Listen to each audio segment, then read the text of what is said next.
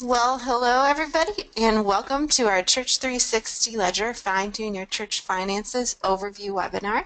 My name's Anna Johnson, and I'll be hosting the webinar for you today. It's just now 10 o'clock, so we'd like to get started here on time. For those of you who are with us, if you could let me know in the chat if you can hear me and see my screen, that'll help make sure that none of us get lost at any point during the webinar. Once again, thanks for coming. I'll put my slide up here with my picture and contact information. My name's Anna Johnson. I'm a marketing manager here at Concordia Technology Solutions. You can see my name and my contact info, my phone number up on that screen. If you have any questions after the webinar, or if you think of something during the webinar that I'm not able to answer, please do reach out to me by any of those means. I'd love to talk with you and hear more about how your church specifically could be helped by our software.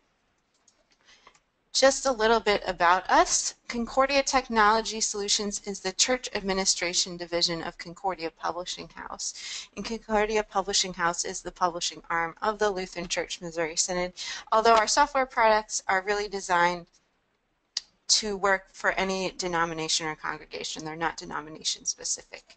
A little bit about Concordia Publishing House for those of you who don't know about us. We've been around quite a while. I love this picture. It's a picture of us at the 1904 World's Fair. And as you can imagine, things have certainly changed since then. We didn't have computers in the way we do today. But we've still been around that long, trying to change and provide products and services for the church to help you in your ministry so you can spend more time focusing on that most important work of sharing the gospel of Jesus Christ with those around you who need to hear that good message.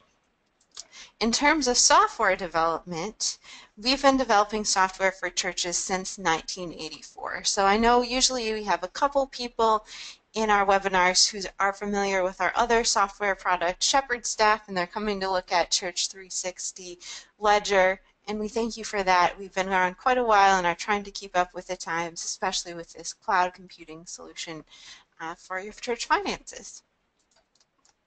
Just a quick outline of what we'll be going through today. We're allotted an hour and a half for the webinar. That'll break down to 60 minutes of me just presenting, going through the software, 30 minutes for you to ask questions, but you're always allowed to ask questions throughout. So just like Carol, I see you sent me a question to let me know you can hear me and see me. Thank you for that. If you have any questions or comments like that at any time throughout the webinar, just let me know. Depending on what I'm doing, I might not be able to get to it right away, but we'll make sure that by the end of our time today, all your questions will be answered. And also, as we said in our emails, the recording will be shared. So if you need to step out at any time, or if there's somebody at your church who couldn't make it today, you're definitely welcome to forward that recording to you. My goal is always to email it out to everybody by the end of the business day. So hopefully I'll stay on track with that goal today. A little bit more about Church360 Ledger itself. Church360 Ledger is part of the Church360 suite of products, and the 360 stands for Complete Church Management. So Church360 Ledger deals with the financial tracking. Our other product, Church360 Members, deals with tracking your membership information so you can keep a database of your people there. You can track people's skills and gifts and talents. You can track pastoral visits. There's a lot of cool tools in that program as well.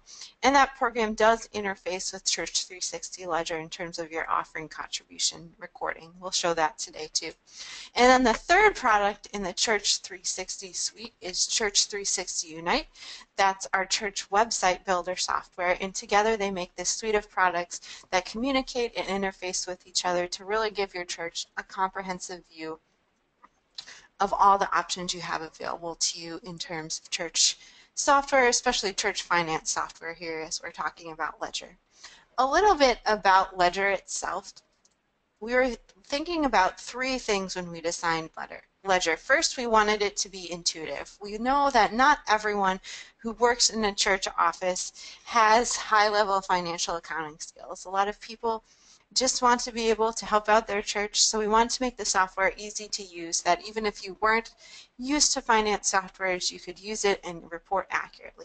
We also, of course, wanted to make the software secure. This is probably one of the most important things when we're talking about church finances, because we want you to have confidence in knowing that your church data is safe, that none of your information will be compromised. So we do store all that information securely on our servers here, and you're able to access it from anywhere.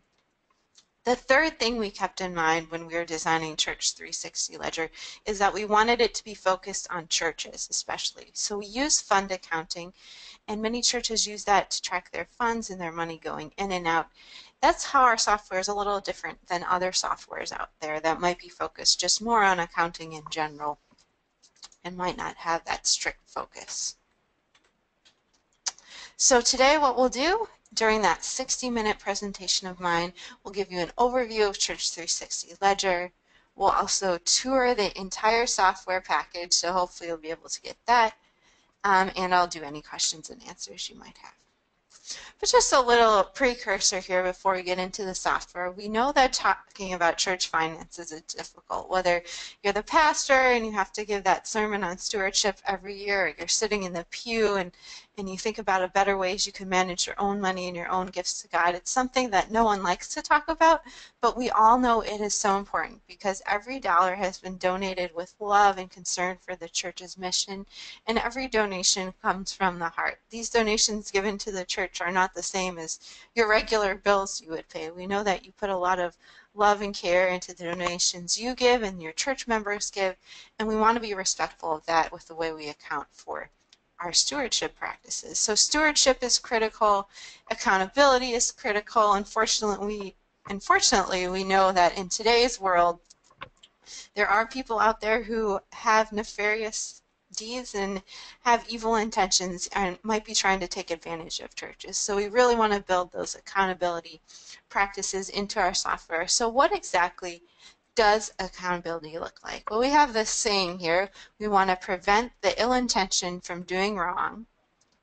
Let me get my slides cut up there. Yeah. So anybody who's coming into your church masquerading as someone who wants to help but has bad intentions, we build in checks to the software so that you can really see who is managing your money. You can make sure that they're doing the right things, taking track of things, so as much money as possible is going to your church and its mission. And the second half of that is that we want to prevent the well-intentioned from making mistakes. So we all know we make mistakes all the time. I'll probably make 4 or 5 mistakes or more than that in our webinar today. But all of us make mistakes all the time. And one nice thing about a software is that we have reporting and tracking procedures built in so that if you do make a mistake, you can go back and see when this mistake was made, who made it, and you can even undo those mistakes easily with journal entries and other efficient, generally accepted mechanisms for fixing those mistakes. So in a congregation, we did some research and we found that there's usually a few groups of people who are working with finances there. Number one, we have volunteer ministry treasurers, which I was kind of getting at before. Some of you here today might just volunteer out of the goodness of your heart, moved by the Holy Spirit, to give your time to your church's finances. So we know people like that are working. We have paid finance coordinators at some churches. So for those people who might know a little bit more about finance, we want to make sure the software has enough tips and tricks and mechanisms built in that those people who are paid finance coordinators can get what they wanted. We also know that each church has elected church treasurers and might even have an elected finance board. In many churches, there's multiple people in each of these roles, and you want to make sure every person has the right access depending on their level and their skill. And Church360 Ledger does have that built in. You can have different users and different permission levels so that no matter which of these 4 roles or other roles your ministry leaders take, the information they have access to and they can edit and change is acceptable to their level at the church. So as we said before, Church360 Ledger was designed to increase accountability. We'll show that through our audit log. It was designed to prevent mistakes. And we did this by focusing on 2 key personas. So the first persona is this church treasurer who we've been alluding to earlier. He's probably a person who is an experienced accountant, oversees all aspects of the church finances, cares a lot about the details and the audit trail, might have come to your church using a different software and now is trying to learn the new software at the church. There's also the willing volunteer, and this person might exists at your church in tandem with that treasurer or apart from them. So this might be someone who just knows how to balance their checkbook, wants to be able to enter transactions, cares deeply about the ministry of your church, and doesn't want to make mistakes. So when we were designing the software, we had these two people in mind, and we want it to be accountable and flexible enough for both of these persons. So what we'll do in the remainder of our time today, I'll give you a real-life example. We're going to go through the software, and I always kind of like to tell a story as we're doing this. It makes it a little less dry. So we're going to go through the software. I'll show you all the aspects, and we'll do it under the story as if your church was having a trunk or treat or a fall festival. And I'll show you how you could account for an event like that. As we said in the emails leading up to this, how you can fine-tune those accounts and charts and reports to get just what you want for any event, really. I'll explore all areas of the software, and I hope that by the time you're done today, you can answer this question: how can I use Church360 Ledger to support my ministry?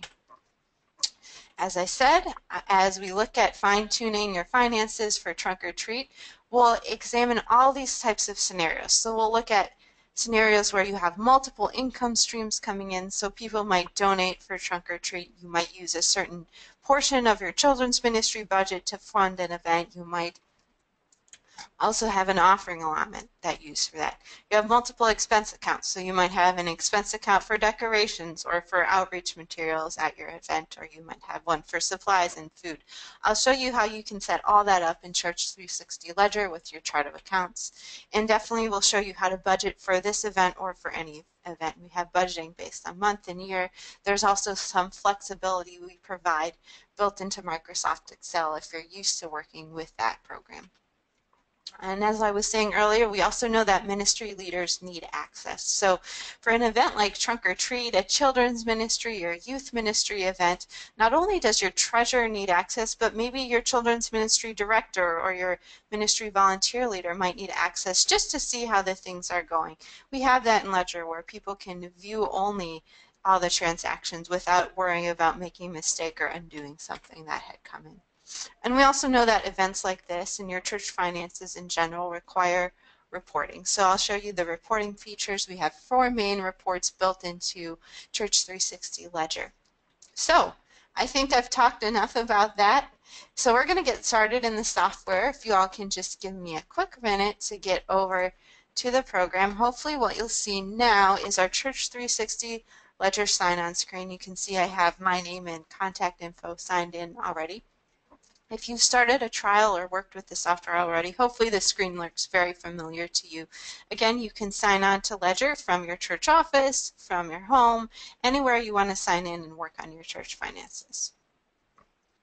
So I'll sign in here. And the first thing we'll want to go through is just a main overview of this home screen, and I'll circle around to it back at the end.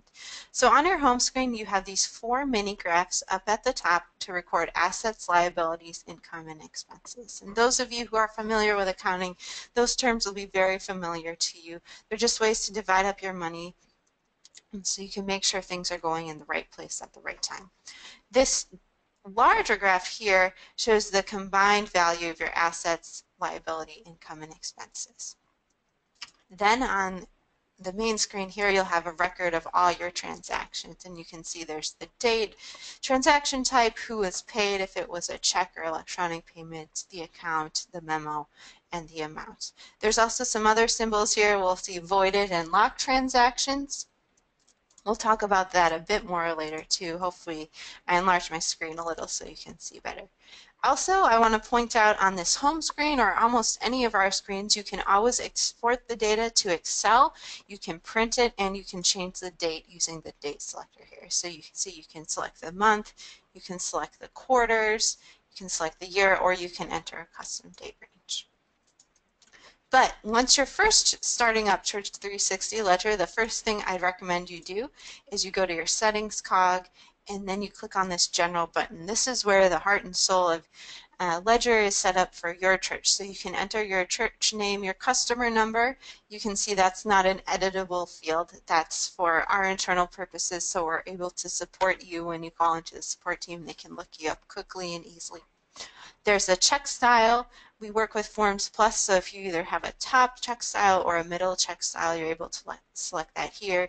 If you have two signature checks, say maybe your pastor and your church president needs to sign off on those checks, you can select that option here, and then you can enter your church address and your phone. That will appear on your reports and statements. You can always save those settings and go back to them later if they need to change after a while. After you have your settings set up, the next thing I would recommend that you do is you go to roles, and this is where the customization for Church360 Ledger really comes into play. So there is one built-in role, and that's administrator. You need at least one person at your church who has access to all your financial information. And I think most churches do operate that way. So whether that's your treasurer or your financial manager, they would fit into this administrator role. These are some new roles I've made up. So we have financial secretaries, and you can see their specific permissions here, and we also have our treasurer. I'm going to add a new role today, and we'll do this as the Children's Ministry Director role since we're talking about Fall Festival. So all you need to do is click on this Add a New One button. You'll enter the name of your role here. And then in the This Role Applies To section, you're going to select which books the role applies to. So I believe that for this account we have 3 books. We're going to say our Children's Ministry role applies to the church book alone. We wouldn't want our children's ministry director necessarily looking at the preschool account. And then we have a number of options here. You can select where they manage the entire chart of accounts. That means they can make accounts, income, expenses, assets and liability accounts, whether they can view all accounts or whether they can view a subset of accounts. So that's in our example today. We'll be doing the Children's Ministry Director. I'm going to select this third option, and then we'll select the subset of accounts we want our Children's Ministry Director to view. And then in the bottom portion here with transactions, you can select which type of transactions this person can deal with. So you might want your Children's Ministry Director to create deposits, print checks, and create checks, but maybe not deal with transfers or journal entries. Once you have these settings all set up, you'll just click this Submit button, and you can see that you'll get a confirmation message here letting you know that the role was created. Since we selected for the Children's Ministry Director to see a subset of accounts, I'll click back in this role. And then when I click Selected Accounts right here, I'll get a list of all my current accessible accounts. From there, I'll select which accounts I want the Children's Ministry Director to be able to view. So she would want her to view maybe education, and then we'll go down here, maybe Vacation Bible School, our Fall Festival. You wouldn't want them to look at salaries. And see, we have all these accounts set up here, and we'll add even more later as we get into the Fall Festival.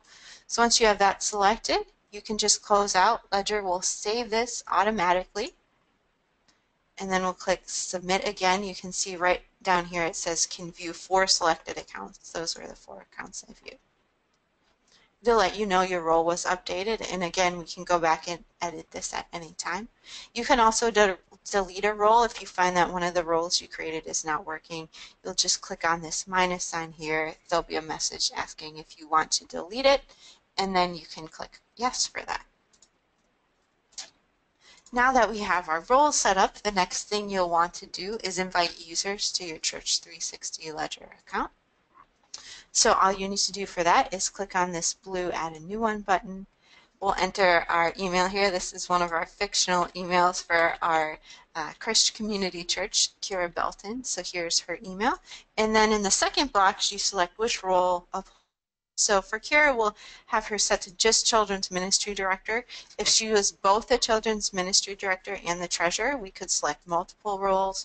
or if she went off of a certain role, we could delete that role. So these roles are flexible at any time for any users. And I know this is especially important for many of you as you have different people coming and going at your church. You want to make sure that just the right people have just the right permissions. Once you have that user's permission selected, you'll click Submit, and then it'll let you know that the user was created and has been notified via email. Everybody who's been added as a user will get an email notification once they've been added, and then they'll be able to log into the software.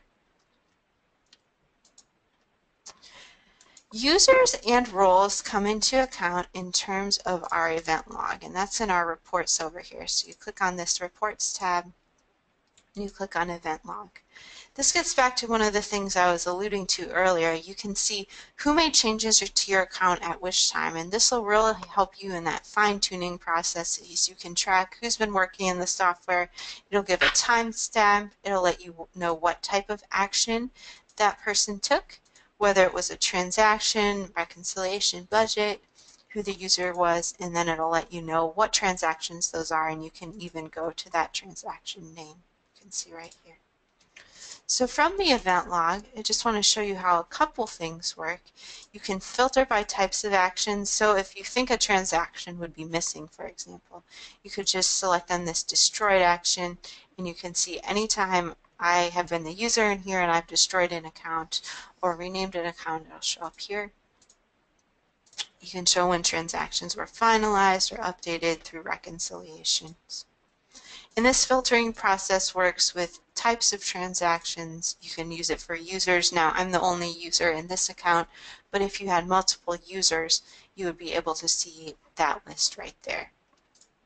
You can export this to Excel and print, as I was saying earlier, so that if you're bringing this information to a church council meeting, it is right there when you need it. The next thing we'll want to look at in settings is our books.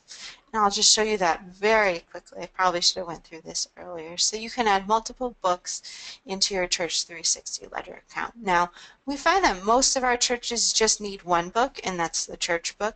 But if you have a preschool and a day school, you might need to have additional books for those portions of your ministry. If you had a mission site, maybe you would want to add that. And it's just as simple as clicking the Add a New One button. We can enter the name.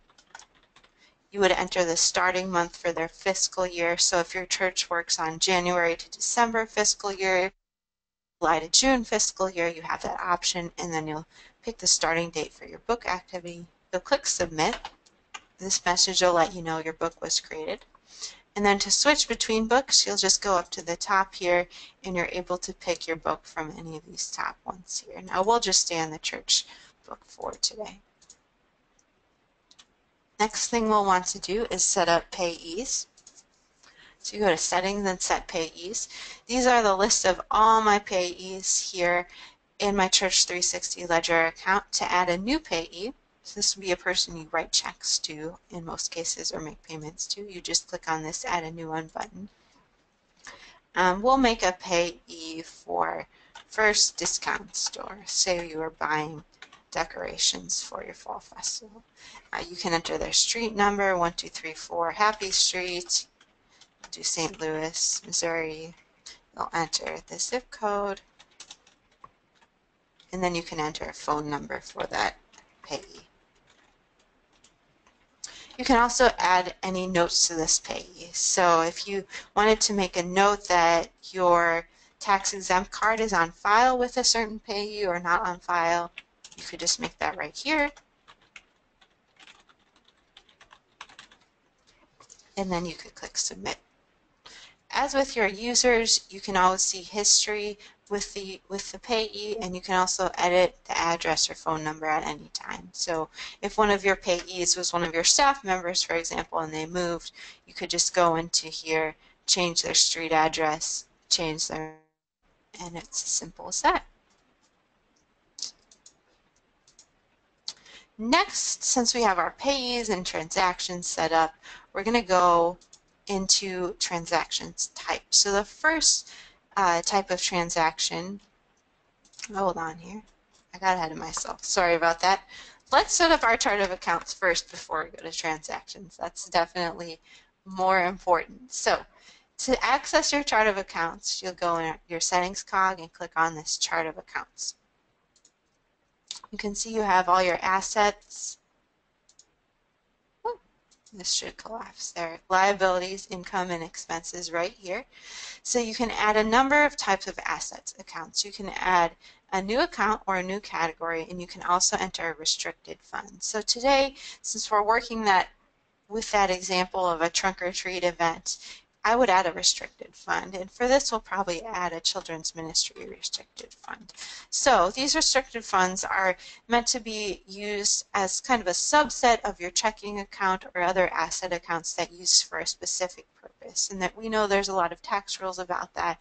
That's why we built this feature, and to give you that accountability, to make sure that when people donate money to one of these fund types or purposes, the money is actually going there and you can be confident. Now you can see that my children's ministry fund has a balance set to 0 since we just set that up. But with these other accounts, you can see that more donations have been given over time, and you can see the running total right there. Once you're ready, you can click Save Changes, and it'll let you know how many accounts have been created or deleted. If you want to discard those changes, you may, and then you can click Confirm right here. We'll also want to add some income and expense accounts for our children's ministry event. So to do that, it's the same process. We'll add maybe a new account. We'll add a new category for children's ministry. So categories are just containers for subsets of accounts. So think of it kind of like a file and a folder. So I'll make a children's ministry category, and then you can also rearrange these accounts here. So if I wanted the fall festival to be a subset of the children's ministry account, I can just indent it here. And we would want Sunday school to be that way as well. So I'll just click and drag. My mouse is having some problems. There we go. Over here. And then I want to add one more account for trunk or treat, say. So we'll do trunk or treat. Now we know that most churches, you probably wouldn't make an entire account for trunk or treat. This is just an example to show you the flexibility. So you can show the account number and then any initial balance. We'll say this account is at 0. And then once it's created, you can indent as much as you like to organize your chart of accounts how you'd like to have them organized. And then we'll also make some expense accounts for trunk or treat. So I'll follow the same process. We'll add a new category for children's ministry. Now remember, before I was adding the income account for that area, and now we're doing the expense account. We use double entry bookkeeping here with Church360 Ledger, so that's why you need to have those transactions balanced and those accounts have a counterpart on each side. So we'll add our children's ministry category. I can click and drag this up, so we'll say, oh, there we go. Okay, so we can have events in their children's ministry. We will have our trunk or treat expense account. And I do need to fill out a beginning balance, and then I can indent this as well.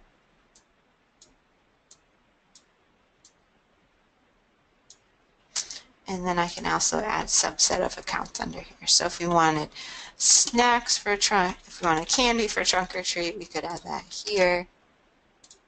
Oh, I accidentally closed that, sorry.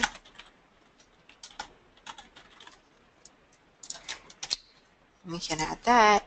We can also, maybe if you wanted to give away some educational material or free giveaways, we could add an account for that.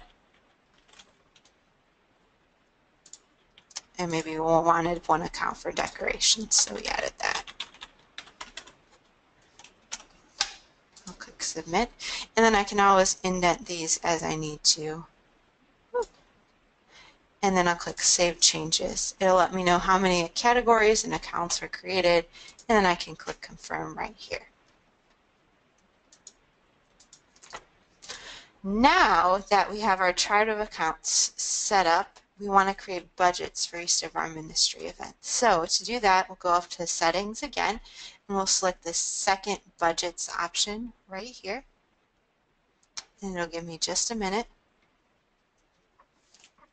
And this is our main budget screen for Church360 Ledger. So the first thing you'll want to do is make sure you're on your correct fiscal year, and you can select that via this drop-down menu here. And so you can see I have a number of fiscal years set up. I can always change the fiscal year month, but since we're in 2016-17, I think we'll just stick with that for now.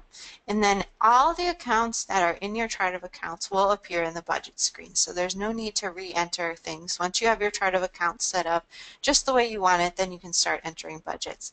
So I'm going to start entering budgets for each of these accounts. So if we wanted to budget for income for Truck or Treat, we could do a total that is split evenly throughout the year. So say we knew somebody wanted to give $100 each month for a trunk or treat. You can enter the total in this left-hand column here, and you can see the totals update in the rightmost columns, and they split evenly by month. You could do it by any amount.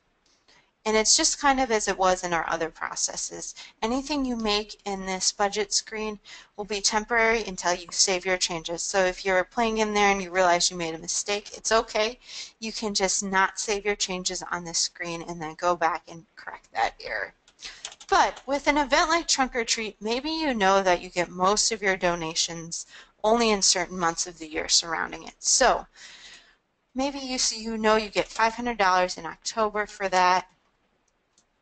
And then you get $500 usually in September donated to Trunk or Treat, but you don't get any donations throughout the rest of the year. That's completely fine. You can leave these other months blank, or you can edit them as you wish, and then you can see this total column will automatically update. So there's no worries if you edit one of your month's totals, it's not matching that column. Ledger does all the math for you, so you can make sure you have the most accurate numbers possible. Now that was our income account. So if we want to go scroll down here, hopefully we'll find our expense accounts. You can see we have Trunk or Treat right here.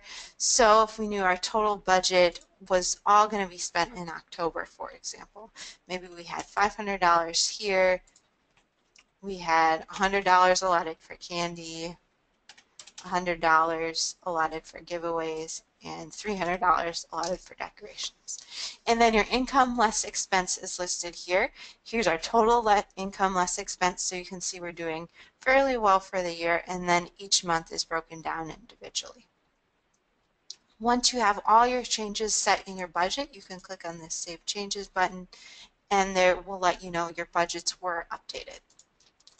One other feature I want to show you in budgets is the option you have to export to Excel. We've gotten a lot of feedback from customers recently that they would like to either start or finish their budgets in Excel and not in Ledger. If you're one of those people, you always have that option.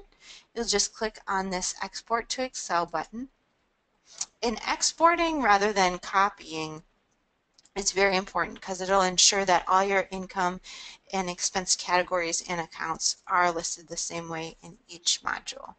We'll just give my computer a few minutes to open Excel here, and I'll bring up what the export looks like from Excel. So here's what that export looks like, and I'll click Enable Editing because we want to just change a few things in here today. These little number signs just mean I need to change my formatting. So you can follow the same process if you are exporting to Excel, and you can make changes in any of these cells. So say I decided I was at church council meeting and I had my spreadsheet with me on paper, and pastor said they wanted us to change this. So we wanted more money for the giveaways, we wanted less money for decorations, and we wanted to keep our candy the same. Then what you can do is you can copy and paste any of these amounts right here. I just did Control+C. You can also do your right click and then find the corresponding account here and just paste it in. And again, Ledger will do all the math for you. It didn't override this change. That's why it says 1,000 here. And you can do this with a portion of your chart of accounts or all of your chart of accounts. So you really have that flexibility, especially if you're in situations maybe you don't have internet in your church office, but you do have it at home, or you don't have it in a library. You can always export these documents to Excel, work with paper copies during a meeting or your annual congregation church voters session, and then you can go back later and change those things in Church360 Ledger. One more thing, because I know budgets and chart of accounts can be tricky, I just want to point out this little information icon here, and this is how you can find help articles and also reach our support team. So if you had a question about budgets, if you thought maybe something wasn't adding correctly, or really any page in Ledger, you can click on this information button. And we have a page-sensitive help system. So since I'm on the budget page, it's suggesting I look at the articles we have about adding a budget.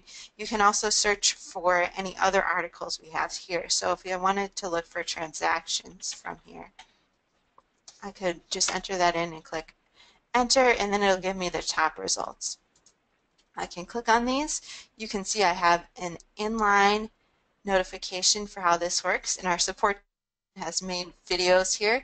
If this is not big enough for you, you can see your original article, and here's a larger screen you can adjust. You can also go through here and select any of these categories. If you've looked through the help system and you still can't find an answer to your question, that's okay too. The in-app help system also has the send us a message button. You'll just send us your feedback. You can type in anything you wish.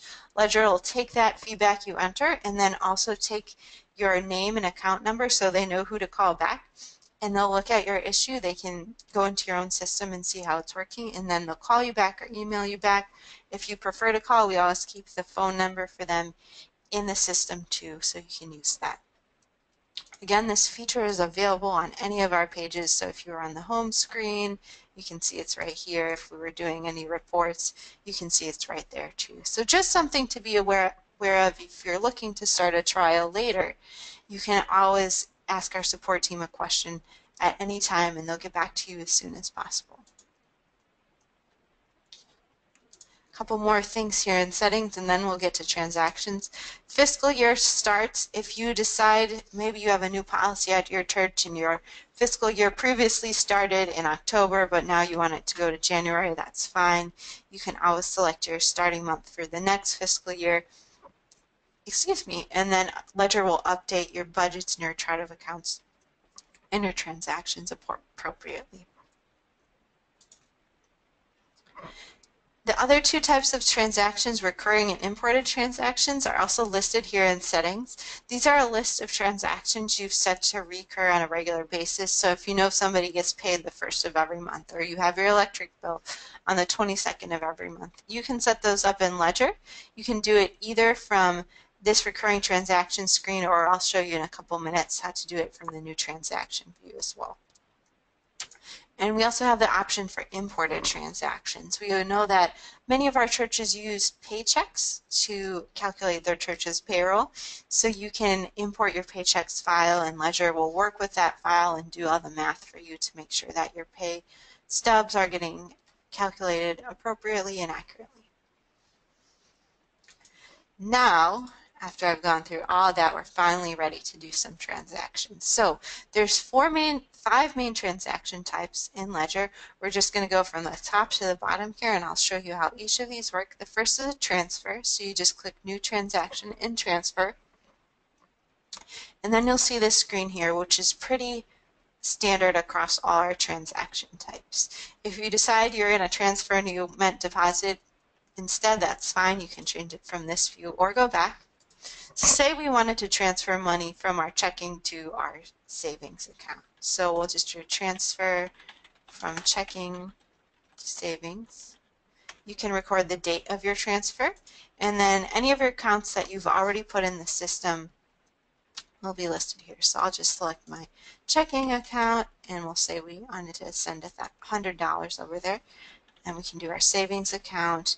We can also do this within our restricted funds. So if we wanted to transfer money from our checking account to maybe our children's ministry account, we could do that.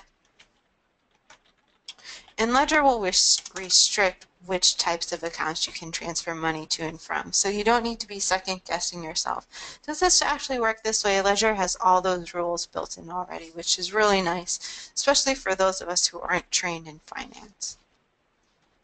Your debits and credits for any transaction always have to balance. So if I entered an extra zero here, for instance, Ledger would let me know that I have $900 that's not balancing. And if I try to save this unbalanced transaction, I'll get an error message saying that my line items didn't match. Then I can go back, I can clear that out. You can see the 900 disappeared, and you can click Save. Now it'll tell me the transaction was created, and if I go back to my home screen and refresh, it should show that payment up here on my home screen. It's just taken a couple minutes to update. That's okay. The next transaction type we'll go through is a deposit. And I always like to tell people, just imagine this deposit as if it was the deposit you're bringing to your bank account. So you could split it up between different asset and income accounts. So say you're bringing all your offerings together to deposit into your checking account. We can do that here. So we'll say we had offerings for October 16th. Hopefully I got my days right. And you can always backdate this as long as you haven't reconciled anything or closed the books for the day you're backdating to. So you'll take your asset account, so we'll take our checking account, and let's say that our offerings for this week totaled $500. And then you can select your income accounts and subsets here. So if we knew that $300 was given to the general fund, and we had some money given to trunk or treat, say $100, and then we had the extra $100 given to our youth fund. Again, all these debits and credits match. If we knew this was a weekly instance at our church, so we say we knew we always deposited our offerings on Monday, you can make this recurring. When you do that, it'll let you know, select the date of your recurrence, so you can say it occurs every single week, every month, every year, and then depending on month or year, you can select either the date, or so if you wanted to do it on the 19th of every month, say, you could do it that way. If you wanted to just do it every week, every other week, every fourth week, or every year, you can do that. And then you can select a name. So we can do offerings, deposit, and then every week you'll get a reminder that you need to make your offerings deposit.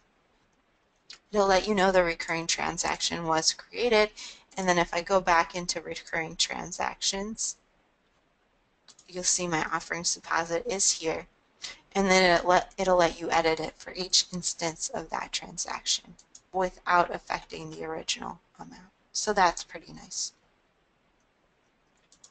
The next thing we want to look through is payments and checks. And a rule of thumb I like to just tell people for payments and checks, so checks would be any printed checks you're writing out to somebody, whether you're writing them by hand or printing them on the printer like we talked about a little bit earlier. And payments are used to record electronic payments. So we'll go to payments first, and the screens look very similar for all of these transaction types. We did that so that you're not confused when you're going back and forth between these.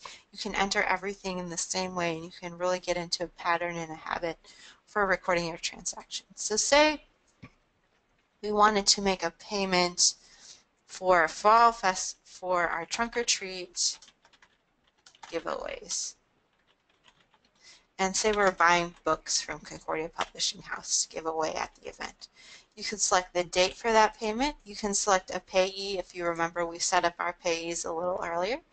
And then you'll select your asset account. So we'll say this is coming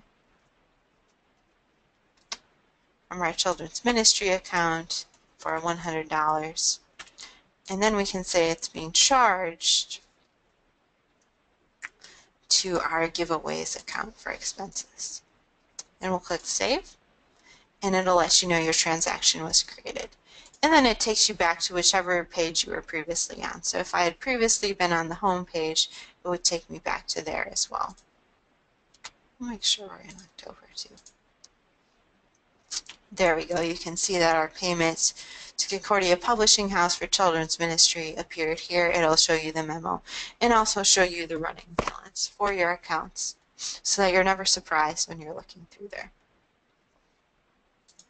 For creating checks, It's a very similar process, except you'll see you have this check preview in the middle here. And I always like this because I know I can remind myself that I'm doing it the right way. So if we were making a check to that payee we set up earlier, say we were buying candy, and it would help if I could spell for a trunk or a treat. You could select the date. Say I wanted this check to go out on Friday. I can select my payee.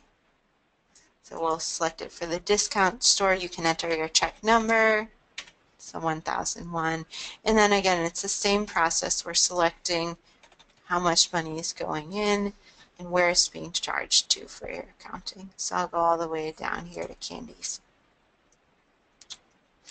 And you can see that the address that you had previously entered for your payee is listed here. The date populates, and I think this message is letting me know I don't have enough money in that children's ministry account since I just set it up. So we'll resolve that later. After you create this check, it'll let you know that the check was added to your print queue, and your print queue can be either accessed by using this link here, or it's always accessible on the top of the screen here. You can see there's just one here to let me know that I have one check in my print queue. From your print queue, you have two different options. You can either print your checks, so if you did have those checks, either the top or the middle set up, you can select print here, and it'll give you your print preview. So this looks to be our top check. If you had the middle check style, these would be split, and then your two stubs are down here. And then you would just click print, and it would print it as you'd print anything else on your computer. The other option you have is to just mark these checks as printed. So marking a check as printed would be if you wanted to record your check in Ledger, but say you had a checkbook that you wrote out by hand every week. You can mark it as printed just to let you know that the transaction has been cleared. You just select this marked as printed button, and it will let you know that when you're marking your check as printed, it's removed from the print queue, so you're not accidentally printing or marking that check more than one time. You'll just click confirm, and then you'll see my print queue is empty right now. The next thing we'll want to do, our final transaction type, is a journal entry. And this is, again, for those more skilled church treasurers and accountants who are used to dealing with journal entries in terms of editing transactions, recording interest payments. You'll be able to enter the debits and credits right in this box here. So that's a little bit different than your other screens where you just added your expenses and income up here.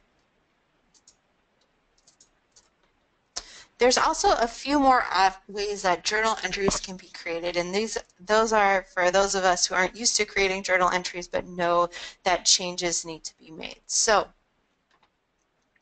say I realized that I made this payment to Concordia Publishing House and I didn't account for shipping. That's okay. You'll just go to whatever transaction you wanted to edit. You can click on it, and then you'll change the amount. So if I needed to change the amount from $100 to $105.98, say that was our shipping, I will change that here, and then I'll just save this transaction. So it said a new transaction was created for this correction. What that's telling me is that Ledger made a journal entry for me, and it appropriately calculated the debits and the credits for me. So if I go here, it'll let me know when it was edited. If I go to the event log, it will also let me know that this transaction was revised. You can see that timestamp goes down even to the very second. It'll give me both the old transaction number and the new transaction number, and I believe it also shows up in my general ledger report. You can see this correction right here took place. It's these third and fourth lines right here. You have a couple other options for dealing with transactions that you may have mistakenly created. You can also void transactions. So if I decided to void this, I would just click in it, I would click void, and it'll let you know the transaction was voided. And you can see that as soon as I voided this transaction, it turns this light gray color, and there's this symbol that when I hover it over, it lets me know it's been voided. Again, that information will appear in the event log and the general ledger. Any change you make should appear there.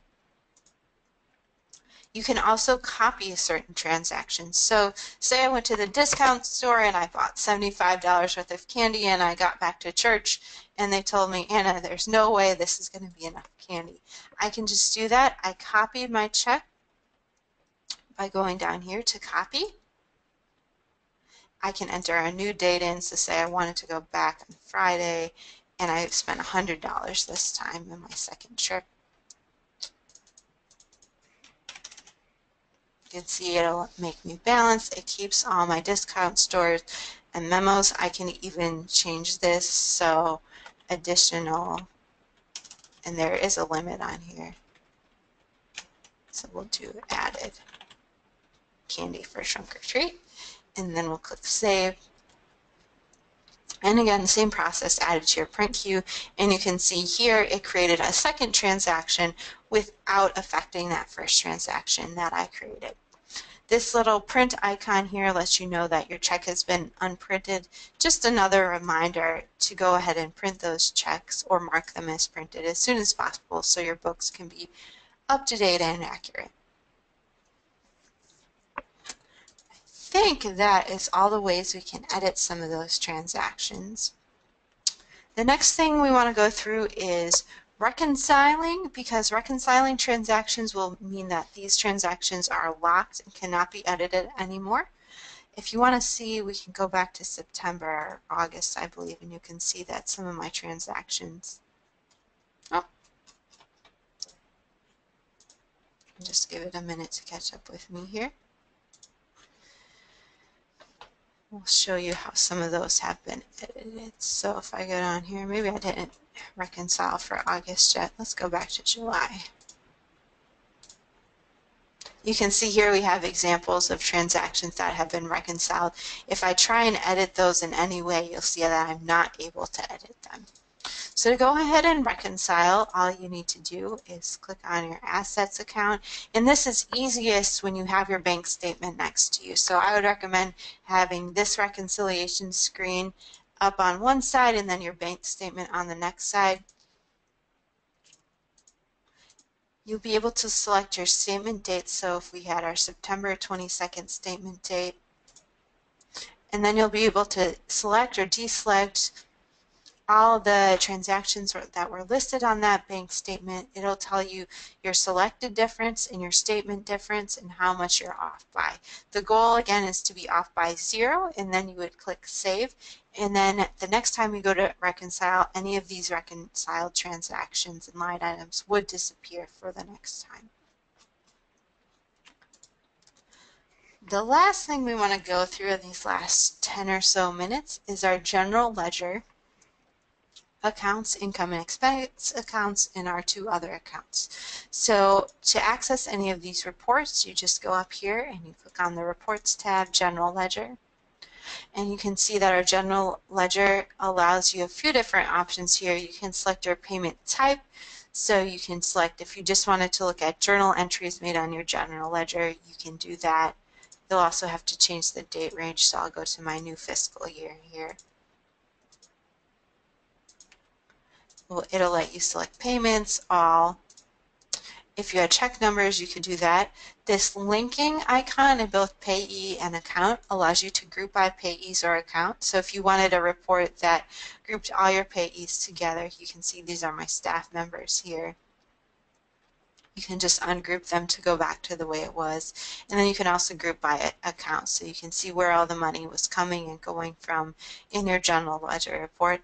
Any memos you entered will be here, and then your amounts will be here. Your income and expense report goes back to the budgeting that we were talking about earlier, so that if you wanted to see your actuals versus budgets for the year, you could definitely do that. So you'll see your budgeted amount here, your actual spending amount, which we won't have a lot right here, your percent of budget, and the amount of money remaining. This means that in these instances, we've spent more than we had budgeted for, so we need to make amends for that. You can also collapse and expand these, so if you just wanted to see how you were doing in terms of income and expense and then income less expense, you could see your bottom line right here. Next account is your chart of accounts report.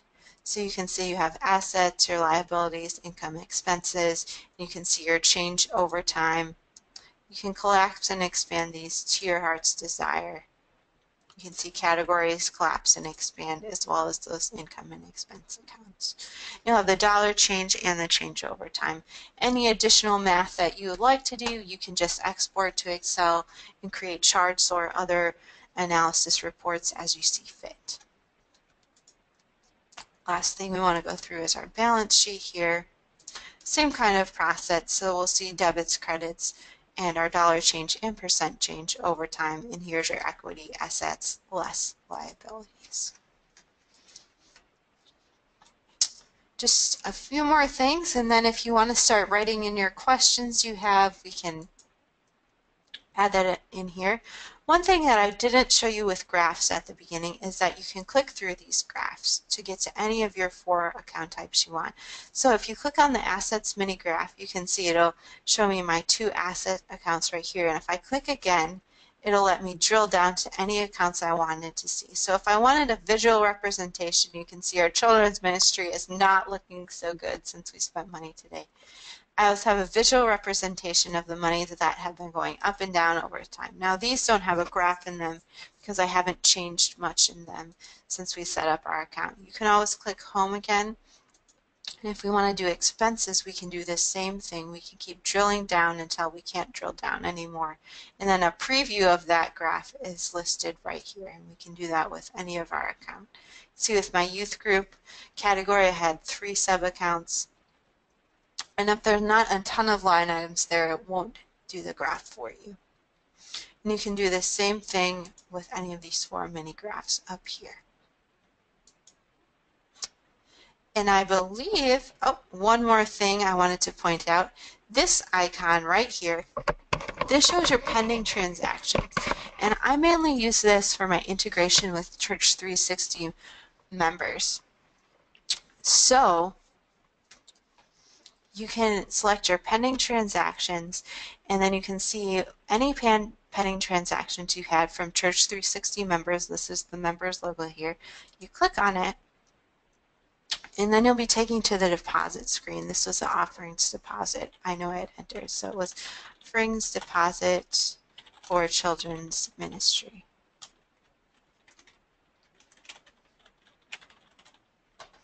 And I can select the asset account it's going into and then the income account. You can see that it says in members this was designated for children's ministry fund.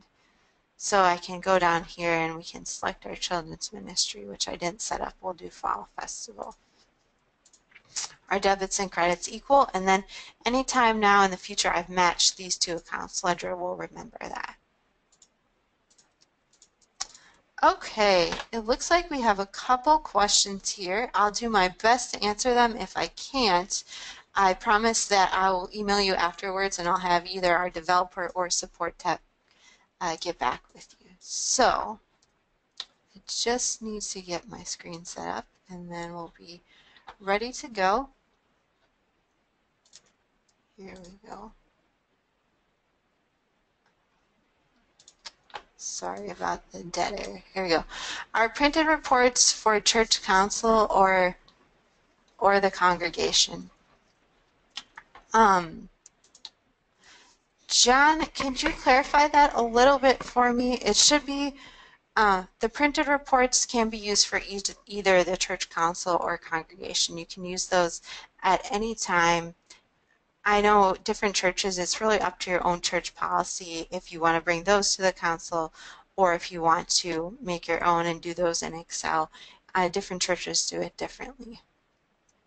John, I'm not sure about the underlying database, but I can talk with our developers and let you know about that. EFT transactions, I would record using payments, I believe is our general way to record those,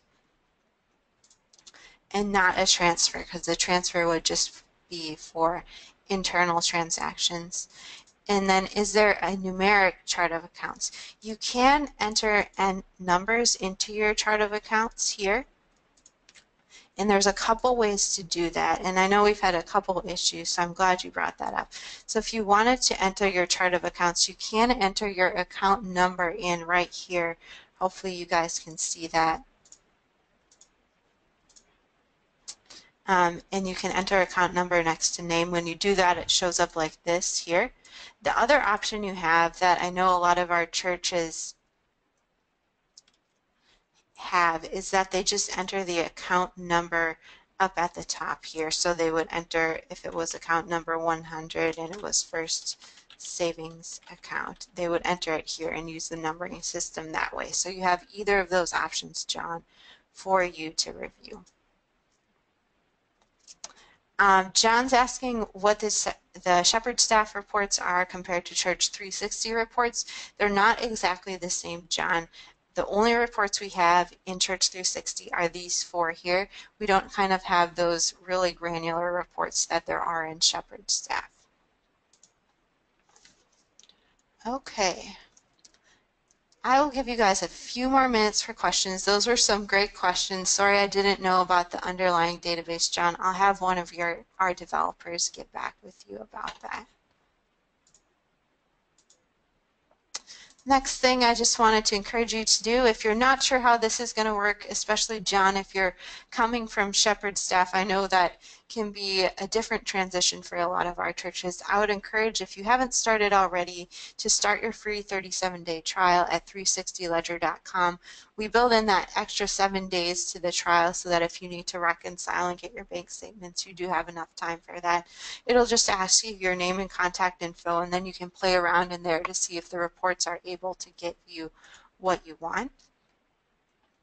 Next thing, I'm just going to put my contact information up there again. You can have my email and phone number. If you don't already have a sales rep, they're happy to talk with you.